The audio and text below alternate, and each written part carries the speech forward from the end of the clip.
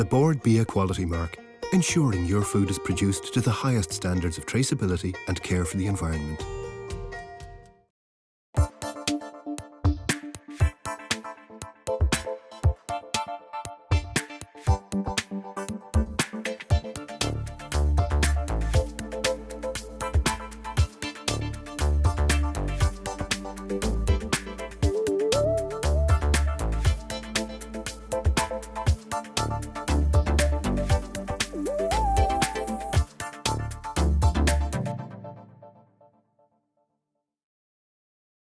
Welcome to the Christmas episode of Home Chef. Don't worry, I'm not going to show you how to roast potatoes or boil Brussels sprouts. Instead, I want to inspire you with some new ideas. Yes, there will be a recipe for turkey, but it's for a turkey crown marinated in buttermilk. Some people might regard not cooking a whole turkey as sacrilege, but I'm certain that if you try it, you'll be delighted with the result. There's also recipes for ham, chocolate, lamb, oat biscuits, red currants, and to start off with, prawns. I always enjoy serving a seafood starter, and the one I'm going to show you now is a very simple prawn cocktail. It's a little bit sophisticated and very stylish, this one. First thing I'm going to do is marinate tomatoes and make a guacamole. So I'm going to get these little sweet cherry vine tomatoes. So we're going to get 4 of these and we're going to cut them in half. Just put them into a little bowl. And then I'm going to put some olive oil, just a little drizzle of olive oil, a pinch of salt, black pepper, and then some balsamic vinegar. And I love balsamic vinegar, the flavour, just a little drizzle. So you give that a little mix. So this is the avocado. So we're just going to split it just down, hold it in your hand, just open it out. It's going to lose the stone there. Take it out. We're going to just peel off the skin. Just with a fork, crush this. Now, before I put that into the bowl, I'm going to place some mayonnaise. So into this, I'm going to put the juice of a lime. And this is going to stop it from oxidizing or discoloring. So it's full juice there, pinch of salt, a little bit of black pepper, and then in goes the avocado. Mix this all together. So that's what I want, a nice, loose, soft consistency. Perfect. That will keep in your fridge for a day or two, no longer. Good tip for you with langoustines. They're expensive, but they're so good. And this is a great time of year to get them. Get them a week ahead. And simply cook them in some boiling water, peel them, and then freeze them. So you can have these already done. They are so delicious and so sweet. So what I'm going to do is show you a very quick Mary Rose sauce. We're going to put in a little bit of mustard, tiny wee touch of Tabasco sauce. That gives it a little bit of a kick. Some mustard sauce. And then tomato ketchup. A little squeeze of lemon juice. So we're going to mix this all together. This will keep in your fridge for up to a week. So it's a lovely loose Mary Rose sauce, a little bit of a kick there from the Tabasco. So that's done. Gonna get these tiny little baby gem. We're just gonna spoon it a little bit. Just here, just to the side. Now the secret into assembly them, try and do them as close to as when you're gonna serve them. So tiny little cherry tomato. So already it's beginning to look really, really colourful. We're gonna get our prawns. So they're already cooked, and just sit them on top of the avocado. We're going to serve it with some lemon, and then we have to get the mayonnaise on. So what I don't want you to do is to cover the whole prawns. We want to show these off. These are so beautiful. Just a tiny little spoonful of the mayonnaise, just drizzle it over the prawn. So the last thing we're going to do is just garnish them with some chives, and then just sit these just on the prawn. So they give lovely height. Trust me, your guests or family are going to be so impressed. The last little garnish is a tiny little pinch of some paprika.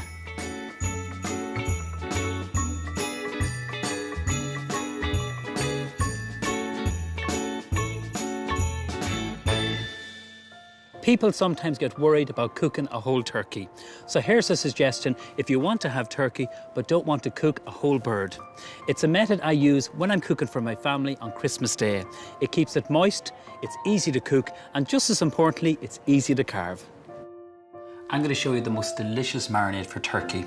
I'm going to talk about the turkey crown in a minute, but first of all, for making the marinade, it's so simple and so delicious. I'm using buttermilk, and the reason why I use buttermilk is because it keeps it lovely, moist, succulent, and actually tenderizes the turkey. So put it into a turkey bag, and then we're going to get flavour into it. So I'm going to chop some garlic. So just peel some garlic, slice it. In goes the garlic just into the bag. Sprinkle it all in. And then we're going to put salt into that, so some sea salt. And then one of my favourite herbs, rosemary. So I'm just going to rip it just in half, just like that. And then just simply break that in there. And then give it a gorgeous flavour. And then some orange. Orange and turkey work really well together. So I'm just going to slice the orange. And again, the flavour from the juice. And of course the acid in the orange is going to work really well with the turkey. So slice that there, and a little bit of black pepper. So now I'm going to talk about the turkey. Get your butcher to do this. They'll bone it out and they'll have it ready. So we've kept the double breast with the skin on, because I'm going to make a lovely butter and get lots of flavour going on with the turkey. So the secret why butterfly crown of turkey, which we have here, easy to carve, quick to cook, less oven space, and it's just delicious. Now, so you need a bit of muscles. So this is your double-breasted turkey. Just be careful doing this. You don't want it going everywhere. Slide it in nice and gently. Bring up the bag. I know it doesn't look pretty, but trust me, it's going to be absolutely delicious. Now I'm going to tie this with some string. So that's it ready. So at this stage, this is ready to go into the fridge, so you've got to make room and leave this for a minimum of 24 hours. And then take it out and we'll make a lovely butter for it and it'll be absolutely delicious. To make the flavoured butter, add some garlic, thyme and orange zest. It helps if the butter is soft. Make space under the skin and put the butter inside. The butter and the buttermilk marinade will keep the turkey really moist. I like to put strips of streaky bacon over the turkey breast for additional flavour. Drizzle with rapeseed oil, season with salt and lots of pepper. Bake in the oven. The time it takes will depend on the weight, of course.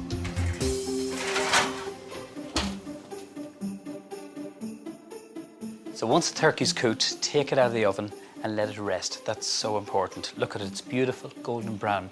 What I've done is I've strained the juices here, okay? They're in the tray, and we're going to make a gravy. Very, very simple. 1 red onion, which is sliced, and then some thyme. So look, just break it up, use the stalks and all. So to thicken this, we're going to use some plain flour. Sprinkle it all over. So into this, I'm going to put in some stock. And this is just a nice little bit of beef stock.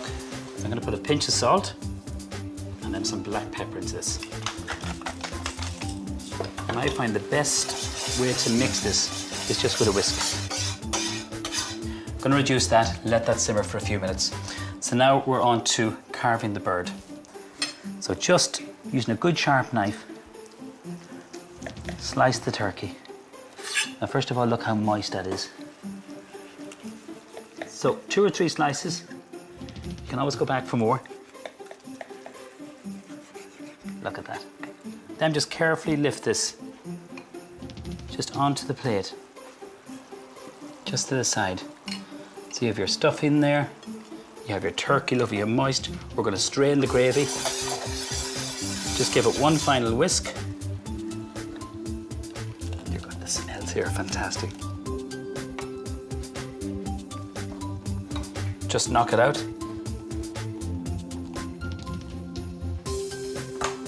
And then pour this. Look at the colour. Look at that. That's my buttermilk marinated Irish turkey breast with the orange and herb butter.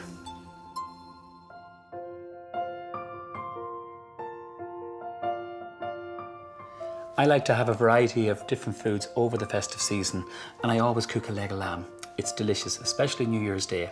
So I'm going to show you a very simple rub, just to go with our lovely Irish leg of lamb. Dried rosemary. I'm going to chop this first of all, using a large knife, and then that's going to go into the bowl. So just use the knife into the bowl. Next is some garlic. So I'm going to chop this nice and fine. Again, you're rocking the knife, so this is a large chef's knife that I'm using. And just keep bringing it into the center. Now, I'm happy with that. It's not too fine or it's not too large, which is important. So bring it into the bowl with the rosemary. We're going to put some salt, some sea salt into this, a large pinch, and then we're going to put some rapeseed oil. A little bit of black pepper. Just mix it all together. And the smell is just gorgeous. So just with your hands, you really just need to really massage this in, is the best way to describe it. Don't worry if it falls onto the tray, and just press it in as much as you can. And then, before I finish the top, I'm going to lift it up and then press it in there. Now, what you can do, you can leave this in the fridge, covered in cling film, for a few hours or overnight if you want to. And I'm going to place it straight into the oven. Roast the lamb at 220 degrees for the first 30 minutes, then reduce the temperature to 180 degrees. A joint like this will take 2 hours to cook until the skin is golden brown and it's slightly pink in the centre. A red currant compote is a delicious accompaniment and it's easy to make. Pour some caster sugar into a saucepan, add a little bit of water and stir until the sugar is dissolved. To counteract the sweetness and to give it a bit of heat, I like to add a pinch of chili flakes, but they're not essential. A cinnamon stick adds a bit of Christmas flavour to the syrup. Add the red currants and pour over a generous dash of port. Stir everything together and reduce until the syrup is just a little bit thicker. Serve the compote hot, warm, or at room temperature, whatever way you like. When the lamb is cooked, very important, take it out and let it rest. Cover it in foil. So resting means that all the juices go back into the meat. So if I slice it straight away when it comes out of the oven, all the juices go onto your plate. That's not what I want. Look at how beautiful and golden brown that is. The garlic is slightly caramelized and the rosemary, the smell is fantastic. So when you're carving, good sharp knife and just nice thin slices. Now what I always do is keep the outer slice for the chef. That's very important. So it's lovely, succulent. Go right down to the bottom. Just use your fork, lift it on. Look at how beautiful that is. Lovely, moist, succulent. Onto the side, I'm just going to spoon some of the spicy red currant compote. So I think that's a really lovely alternative meat to enjoy around the festive season. That's my roast leg of Irish lamb with the spicy red currant compote.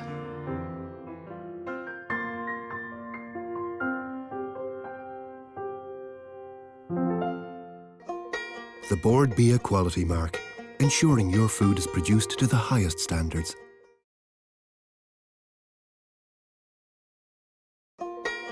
The Board Bia quality mark, ensuring your food is produced to the highest standards of traceability and care for the environment.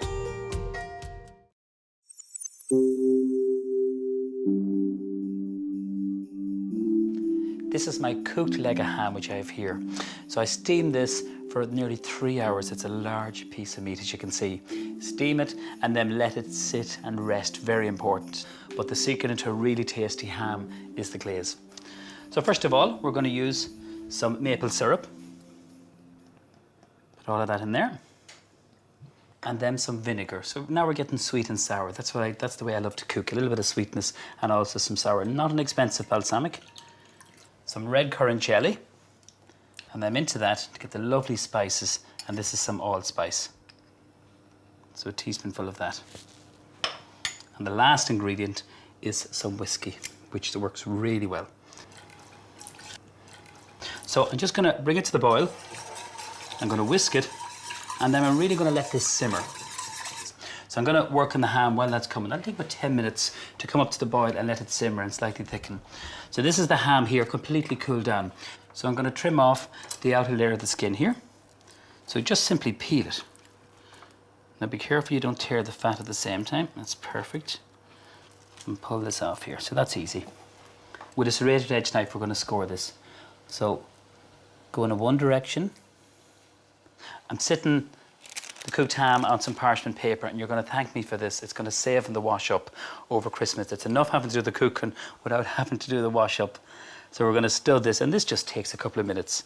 Now, so that's them ready. Fiddly, but worth it, trust me. And it's going to add so much flavour to it. So this is cooked already. All I'm going to do is reheat it and cook out the glaze. And you can buy already cooked hams, good quality assured Irish hams, you know, in the supermarkets. If you're stuck for time, don't worry. The glaze is ready. Now what I'm going to do is brush it on. And also, if you're going to cook your ham and it's hot, the glaze runs off it. So it's really important you have this cold. There's no point in the glaze on the tray. That's not where I want it. I want it on the ham. Just using a pastry brush, which I find the easiest for this. Just kind of pat it like that. And this just takes a couple of minutes just to make sure you glaze the whole outside of this beautiful ham. So when the ham goes into the oven, I'm going to glaze it or baste it 3 times. And what that means is that any of the glaze that runs off onto the tray, I'm going to brush it back onto the ham, but I'm going to leave some in the saucepan. So I'm going to place this into the oven at 180, and it's going to take an hour to be reheated, and I'm going to glaze it and baste it. And what that means is just keep spooning on that lovely glaze onto it so that it gets lovely and sticky and caramelised. While that's in the oven, I'm going to show you how to make a delicious pineapple salsa. Carefully remove the skin from the pineapple and cut into small dice. Add a tablespoon of sugar, mix it through, and put this into a hot pan to caramelise. Put the caramelised pineapple into a bowl. Add some diced onion, chilli, ginger, lime juice, lime zest, mint and coriander, and mix together well. When the ham has been cooked, let it rest before carving. Look how succulent this is. Serve the ham alongside some fresh salsa and fresh sprigs of mint.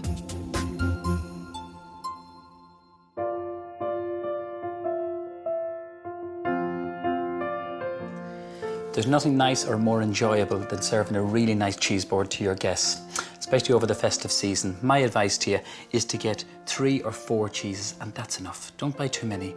Always serve them at room temperature, which is very, very important, crucial. So the first cheese I have here is the Crozier Blue. It's made in Tipperary, and it's made with sheep's milk. It's a slightly salty aftertaste, but it's lovely and creamy, and it's not too strong. The next cheese is a Coolahan Cheddar, and it's a 2-year-old mature cheddar, and I always like to have some variety of Irish cheddar on a cheese board. The next one here is Colooney cheese, and it's a brie-style cheese. This isn't too mature. It's lovely and lovely sweetness to it, and also it's a lovely soft creamy cheese. And then the last one, a goat's cheese. And I think sometimes the Irish palate, they're very nervous about goat's cheese. I think it's going to be very strong and overpowering. This is made in County Cork. Ardsala is the name of the farm, and it's really soft and creamy. Nothing nicer than homemade biscuits. And these are some oat biscuits, which are absolutely delicious, freshly made out of the oven. And I'm going to show you how to make them next. Place the oats into a blender and whiz until fine. Add the sugar, flour, baking powder and softened butter, and blend again until the mixture comes together. Wrap the mixture in cling film and roll into a sausage shape. Put the mixture into the fridge for at least an hour. When chilled, cut the mixture into discs and place on parchment paper before baking. Allow the biscuits to cool before serving. These are really a tasty treat. I love Christmas pudding, but I know not everyone does. So I've come up with a couple of chocolate suggestions. There's a very simple and very light chocolate mousse, and then there's a show-stopping version of a dessert we serve in the restaurant.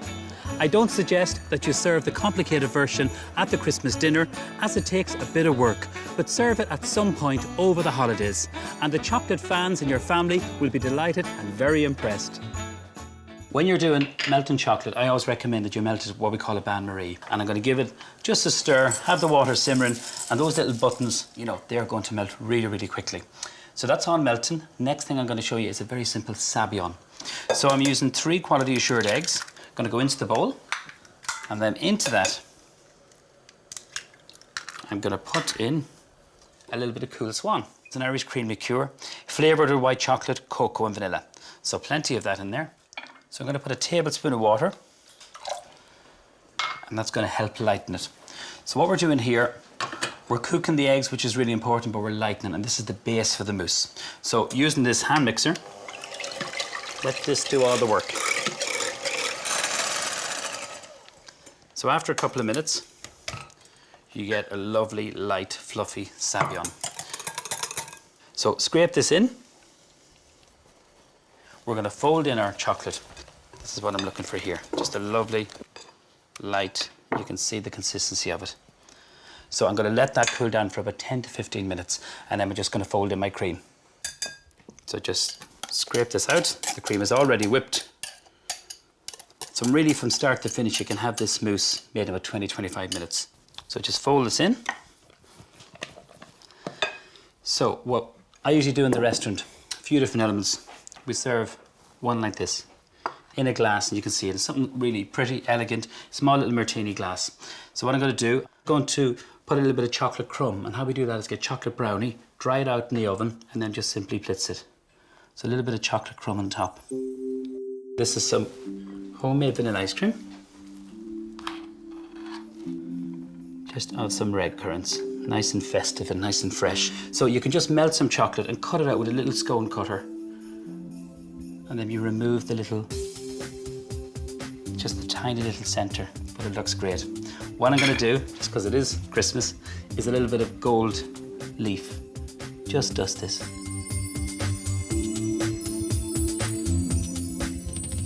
So that's my first serving of the chocolate mousse. Looks really simple, elegant and very stylish. Next one I'm going to show you is a signature dessert. It's called the chocolate sensation. First thing, a spoonful of mousse at the bottom of the dish. And there's a reason for this. This is a little dome of chocolate which is tempered. And you can get these online from a company called Odeus Foods or BD Foods. And you can see how beautiful and shiny that is. So that's what we call a spear. So half a chocolate dome goes there. Into that, then we put chocolate brownie. So it's lovely and soft, sticky. It's not hot. If that's hot and it goes into the chocolate spear, it's going to melt. It's at room temperature, so that's really important. So the next element then is the chocolate crumb. So we just simply put a little bit of this just on top of the brownie. And then some white chocolate powder. So get your scoop of chocolate mousse, just run it towards you. These are tiny little baby Maltesers, and they're called crispy chocolate balls. So what I'm going to do now with another spear, we're just going to simply, just see the way I put that onto a warm pan, and that's just to stick it. So this is the element of surprise. So the next element of this is just serving the ice cream on the side. So we just get a little bit of chocolate crumb. This is just to stop it from moving around and gives lovely crunch. A ball of the ice cream. So at this stage, I send this out to the restaurant. The customers have this, and then we get one of my serving staff to pour some warm chocolate sauce. This is a lovely light sauce, and it's got to be light. So it's made with sugar, water, good quality cocoa, and good quality chocolate. So they hold their hand over like this, and just watch what happens.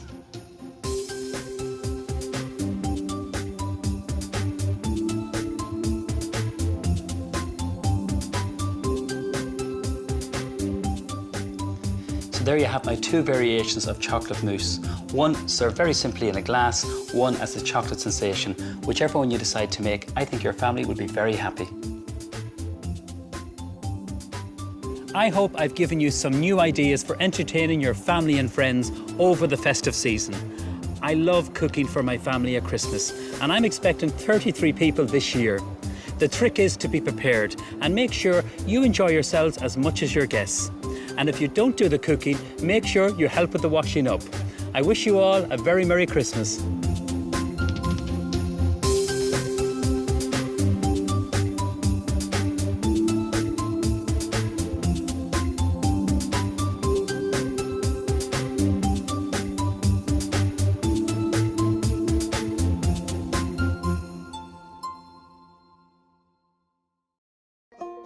The Board Bia quality mark, ensuring your food is produced to the highest standards.